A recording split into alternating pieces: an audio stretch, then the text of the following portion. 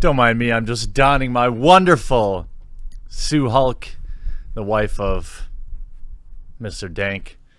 Wonderful, comfortable merch with a spicy picture on back that, well, I'm not sure I could even show you on YouTube these days. But I was on Twitter today, as I tend to fish for stories, and so many of you always bring them to me. So honestly, the two best ways to get me stories: emailing them to thequartering@gmail.com or following me on Twitter at thequartering and letting me know there. I ask several times a day what people want to see covered, because at the end of the day, I work for you. And randomly, this story started trending on Twitter, and I'm like, why the heck are they talking about The Last Jedi so much?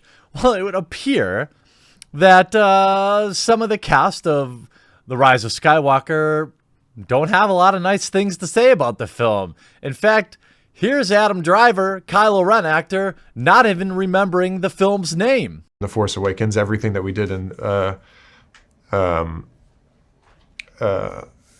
second one. Now, before we get too much further in this video, huge shout out to this video's sponsor, Ridge Wallet. It's almost Christmas time, and I have been using my Ridge Wallet since bringing them onto the channel. I absolutely love it. It's holding up perfectly, and you can save some money today if you use the link in the pinned comment below.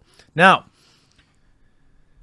Scott Meslow tweets out, "All right, if we're really heck bent on reigniting The Last Jedi today for some reason, here's a bunch of stuff Ryan Roundhead Johnson said to me literally last month."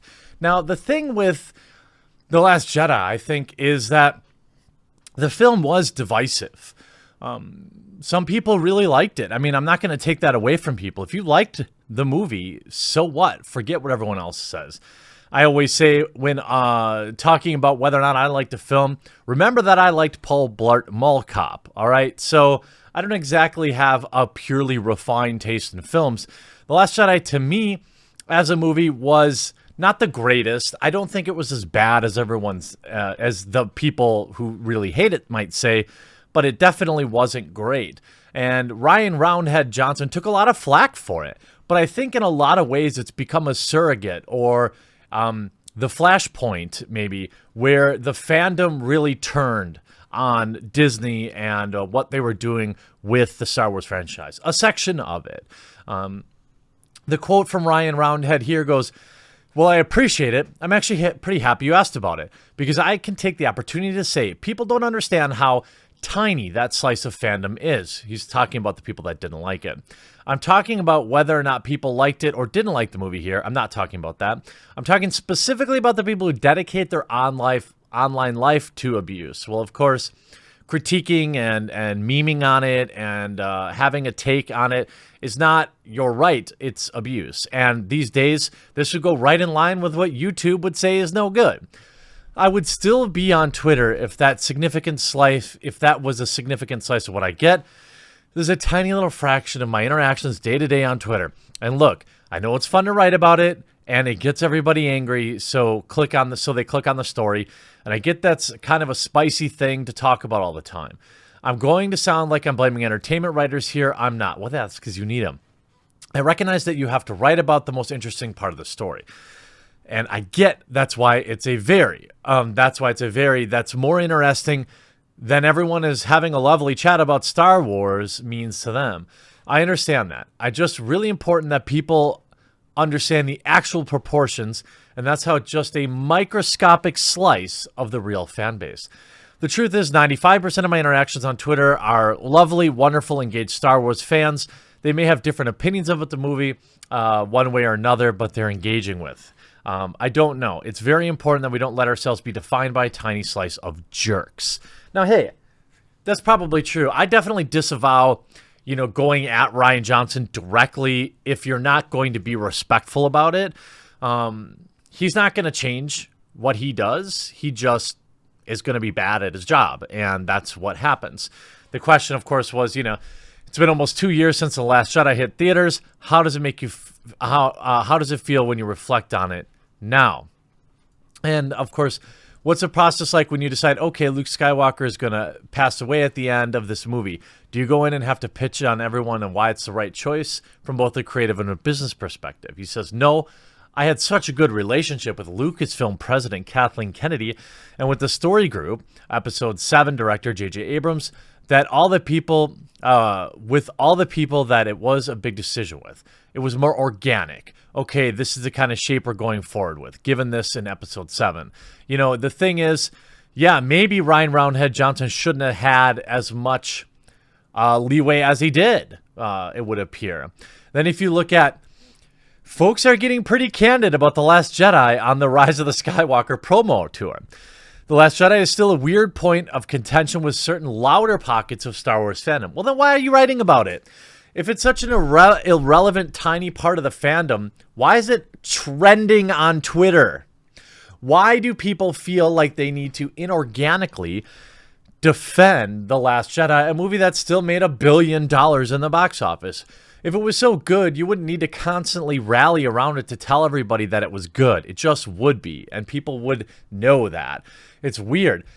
I think, gets its life from this whole new fan and you fan versus old fan. It's like they're owning these new fans by saying they like The Last Jedi. That's really a lot of it. I'm not kidding you. People out there saying objectively that The Last Jedi was their favorite film, get out of here. Or I'm sorry, the best film. They might be their favorite, but it's nowhere near the best Star Wars film, objectively. And if you're arguing for that, I'd like to hear that. Anyway, the debate regarding whether or not the film is worthy installment, rather lively one. And honestly, the existence of the discourse alone is not a big deal. The differing opinions and friendly infighting have been woven into the fabric of the fandom since the story's inception, and no film is impervious to criticism. As far as standalone, totally valid opinions go, there really isn't much to discuss. But on certain stages, like the National Press Tour, for instance, it can resemble a narrative, and this one in particular favors one filmmaker over another in a noticeable way, even if it isn't anyone's intention. In a recent candid interview with Hypebeast's Isaac Ruse, John Boyega expressed his own understandable issues with Ryan Roundhead Johnson's 2017 film, which many felt sidetracked Finn's journey, specifically The Last Jedi. If I'm being honest, I'd say that was feeling a bit iffy to me, Boyega admits. I didn't necessarily agree with a lot of the choices and that's something that I spoke to Mark Hamill a lot about, and we had conversations about it. And it was hard for all of us because we were separated. He, of course, is referring to the lack of shared moments between Finn, Poe Dameron, and Rey, Daisy Ridley, a dynamic he wishes the film had explored more. I guess the original Star Wars films, there was much more of a trio feel, where this was essentially about Luke's journey. But Han and Leia were a strong dynamic, which I don't know how quickly they're going to be able to establish that long-term dynamic with Episode 9, but it's exploring that dynamic. Then that would be cool. Boyega isn't the only one giving an honest critique of The Last Jedi and the latest trilogy in general, now that the Rise of the Skywalker promotions have reached their final stages before the film's December 20th release, and actors and filmmakers have less of a reason to hold back.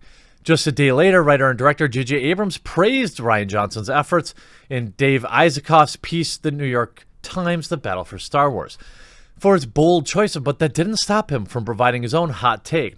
Quote, "It's a bit of a meta approach to the story," Abrams said. I don't think people go to Star Wars to be told, this doesn't matter. He went on to say that the installment served as a necessary pendulum swing before the final act, which I guess is a compliment if you squint. Yikes.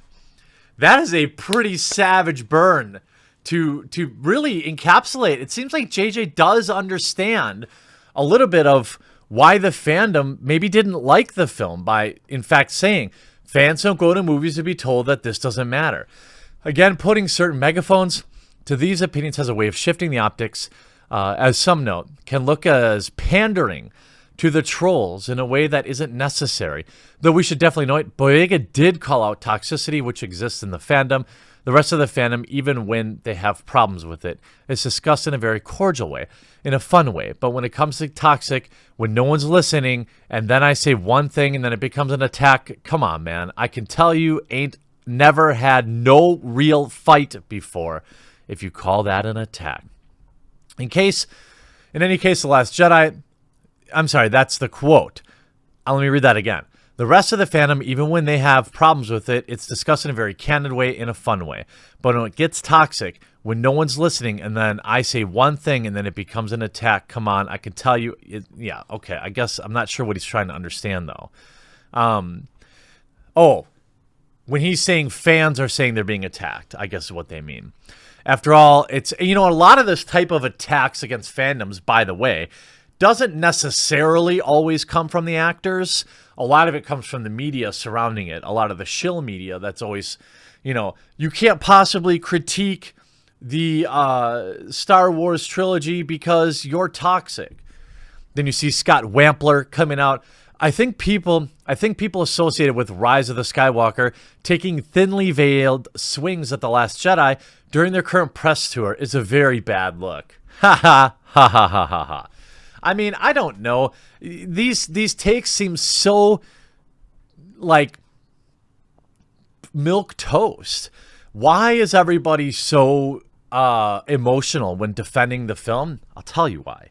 It's because new toxic Star Wars fans and you want the franchise for themselves. They want the old guard out. That's why they're ending off these old characters and disrespecting them, in my opinion, with what they did with Mark Hamill's character.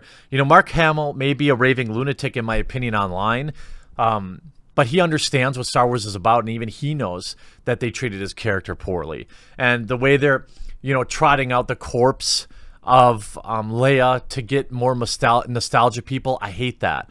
She passed in real life, let her pass, instead of dragging her out there to just get the nostalgia bucks out of people. I hate that. And the new fan who's all about, inclusion, even at the expense of good storytelling and good acting, then they see The Last Jedi as poning these toxic geeks that they don't want in their fandom. And that's why they so feverishly defend. I mean, if you look at just The Last Jedi hashtag or the trend that's going on, J.J. Abrams, ready for the press tour? Adam, finally, after 4 years, I can probably properly take part in a Star Wars press tour. J.J. Abrams, we're going to trash Ryan and The Last Jedi, but don't worry, it's just a marketing thing. I mean, I don't know. I don't see that. I mean, you have, again, the Nerdist here. The Last Jedi didn't break Star Wars. It saved it. Absolutely incorrect. But they spew out this article, nonetheless, to defend it. And I don't understand that. I mean, I don't think The Last Jedi was the worst thing I've ever seen. I'm sorry. Yeah, The Last Jedi. But it definitely wasn't a great film. And the idea that it's above criticism seems really odd. And it should be, because it's inorganic. The defense of that film by many is an admonishment of the existing fandom and nerddom. It was seen as their film, and they didn't want our critiques. But you know what? It is now only 9 days until the release of The Rise of Skywalker, and I look forward to seeing things turn up even more, as I'm sure they will. Hope you enjoyed this video. We'll talk to you again real soon.